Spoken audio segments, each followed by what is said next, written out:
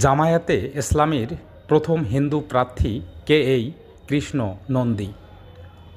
খুলনা দাকোপ বাটিয়াঘাটা আসনে প্রার্থী পরিবর্তন করে এবার জামায়াতে ইসলামী প্রথমবারের মতো হিন্দু সম্প্রদায়ের একজন নেতাকে মনোনয়ন দিয়েছে।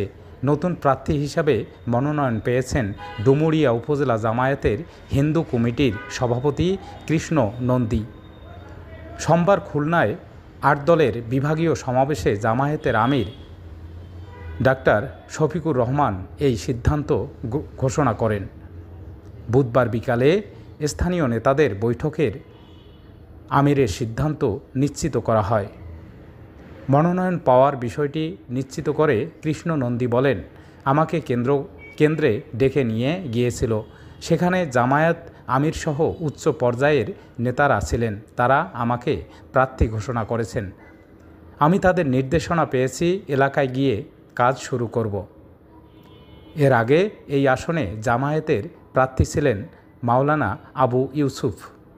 তাকে নিয়ে প্রশ্ন করলে কৃষ্ণ নন্দী বলেন, বুধবার জামায়াত আমির আমাদের দুজনকে বুকে বুক মিলিয়ে দিয়ে গেছেন।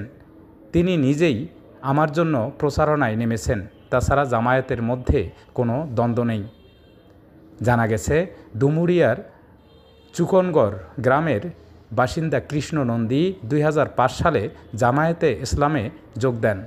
বর্তমানে তিনি ডুমুরিয়া উপজেলা জামায়াতের হিন্দু শাখার সভাপতি এবং স্থানীয় সনাতন কমিটির সভাপতি হিসেবে দায়িত্ব পালন করছেন। রাজনৈতিক দল হিসেবে জামায়াতকে বেছে নেয়ার কারণ সম্পর্কে একটি গণমাধ্যমের সাক্ষাৎকারে তিনি বলেন, কঠোরভাবে আদর্শভিত্তিক জামায়াত হলো ন্যায় সততার দল। এখানে দুর্নীতি নেই, চাঁদাবাজি নেই, মাদক নেই। শান্তি সমৃদ্ধি আনার দল বলে আমি জামায়াতকে বেছে নিয়েছি। ২০০৫ সাল থেকে এটি করছি, হঠাৎ নয়। আগের সরকারের আমলে কোণঠাসা ছিলেন বলে অভিযোগ তার। দীর্ঘদিন আওয়ামী লীগের দাপটে থাকা এই এলাকায় তিনি জামায়াত করার কারণে বিভিন্নভাবে চাপের মুখে ছিলেন বলে অভিযোগ করেন।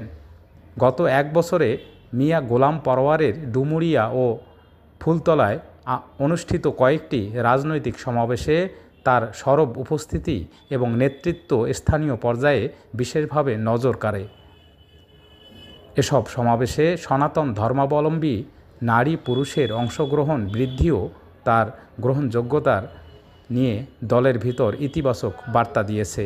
খুলনা ১ আসনে তার মনোনয়নকে দলীয় পর্যায়ে একটি ব্যতিক্রমী ও কৌশলগত সিদ্ধান্ত হিসাবে দেখা হচ্ছে।